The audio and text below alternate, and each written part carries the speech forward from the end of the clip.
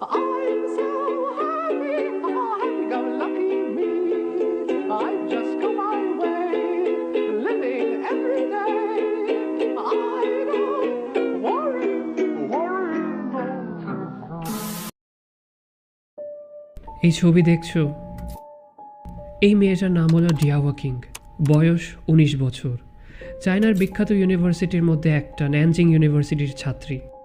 হঠাৎ একদিন তার বন্ধুদের সাথে ঝগড়া হওয়ার পর ডিয়া ওয়াকিং তার হোস্টেল থেকে হাঁটতে বের হয়।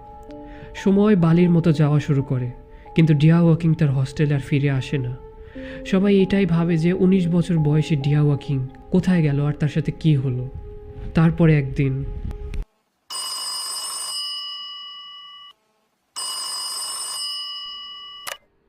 Hello, police station. স্যার, আমাদের এলাকায় একটা কালো পলিথিনের ব্যাগ পাওয়া গিয়েছে, আর ওই ব্যাগ থেকে অনেক দুর্গন্ধ আসছে। স্যার, আমরা যখন ওই ব্যাগটা কাছে যেয়ে দেখলাম তো ওই ব্যাগের মধ্যে কিছু মাংসের টুকরো রাখা আছে। আপনারা প্লিজ এখানে একটু তাড়াতাড়ি আসেন স্যার।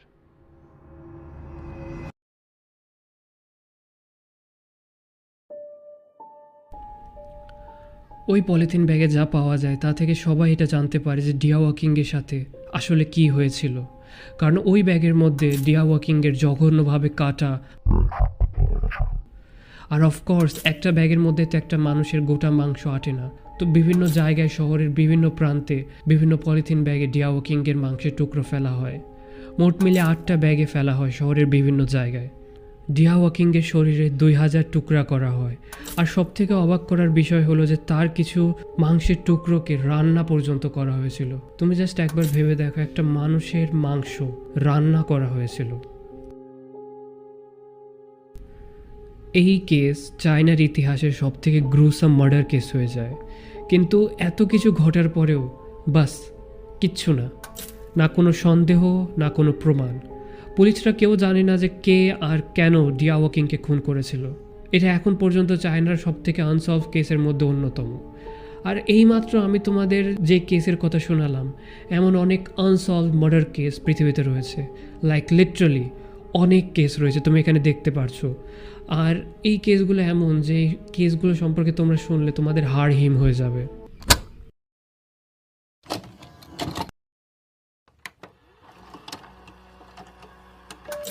এই ফ্যামিলি ফটোকে একটু খেয়াল করো, কত পিসফুল আর খুশির ছবি লাগছে তোমার কাছে, তাই না? কিন্তু তোমাকে যদি আমি এই কথাটা বলি যে এই পরিবার যেদিনে ছবিটা ওঠে সেদিনই তাদের সকলকে অনেক জঘন্যভাবে করা হয়েছিল।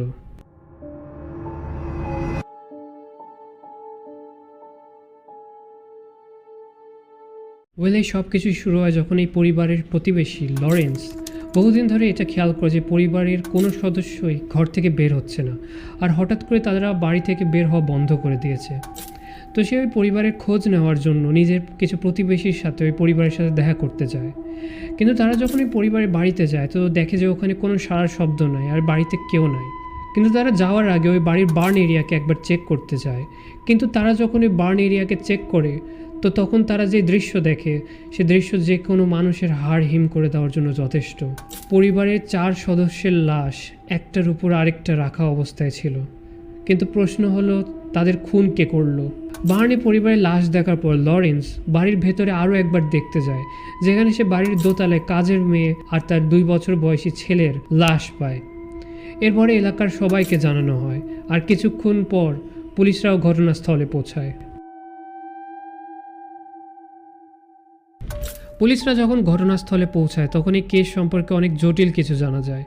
যেমন পরিবারের লাশ পাওয়ার প্রায় 8 দিন আগে পরিবারের হত্যা হয়েছিল, আর তাদের হত্যা হওয়ার প্রায় 2 মাস আগে তাদের পুরনো চাকরানি কাজ ছেড়ে চলে যায়, কারণ সে এটা মনে করতো যে ওই বাড়িটা ভুতুড়ে, কারণ ওই বাড়ির ছাদ থেকে নানা ধরনের শব্দ সে শুনতে পারতো। এজন্য সে তার কাজ ছেড়ে চলে যায়। আরেকটা কথা যা সত্যি বলতে খুব ডিস্টার্বিং আর ডার্ক টাইপের, তা হলো যে যেই ব্যক্তি এই পরিবারকে খুন করেছিল না কেন, সেই ব্যক্তি পরিবারকে খুন করার প্রায় 8 দিন পর্যন্ত পরিবারের লাশের সাথেই ছিল। কারণ বাড়ির কুকুরকে আর গরুদেরকে নিয়মিত খাবার দেওয়া হচ্ছিল, আর বাড়িতে নতুন খাবারও কিনে আনা হয়েছিল। এমনকি বাড়ির যেই থালা বাসনগুলো রয়েছিল ওগুলোকেও রিসেন্টলি কেউ মেজে রেখে দিয়েছিল। আর ওই বাড়ির সামনে একটা পথচারী লোক এসে একবার রাতের বেলা বসেছিল, তো ওই বাড়ি থেকে কেউ হারিকেন নিয়ে বের হয়ে ওই লোককে ওখান থেকে চলে যেতে বলেছিল।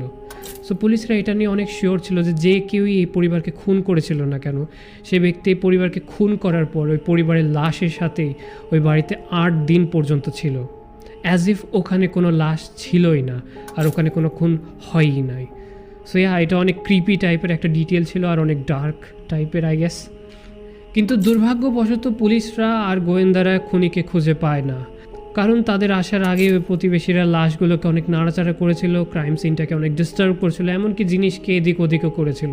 তো পুলিশদের অনেক কষ্ট হয়েছিল আর তারা কোনো প্রমাণ জোগাড় করতে পারে নাই। আর ইভেন একজন তো ওই বাড়ির রান্নাঘরে রান্না পর্যন্ত করতে গিয়েছিলো। লাইক সিরিয়াসলি, লাইক তোমার প্রতিবেশীর খুন হয়েছে আর তুমি ওখানে লিটারালি রান্না করতে গেছো। Wow, good. তো এই কারণে এই কেস কখনো সলভ হয় না। আর তারপরে এই এলাকার লোকজন ওই বাড়িকে ভেঙে দেয় আর ওই বাড়ির জায়গাতে একটা মনিউমেন্ট করে, কারণ তাদের অনেক খারাপ লাগছিল। বাট ওই পাগলদের জন্য এই কেসটা সলভ হয় নাই, so that doesn't make any sense. তো যাই হোক, এটাও একটা আনসলভ কেস, যে কারণে এটা এই লিস্টে অ্যাড করা ছিল।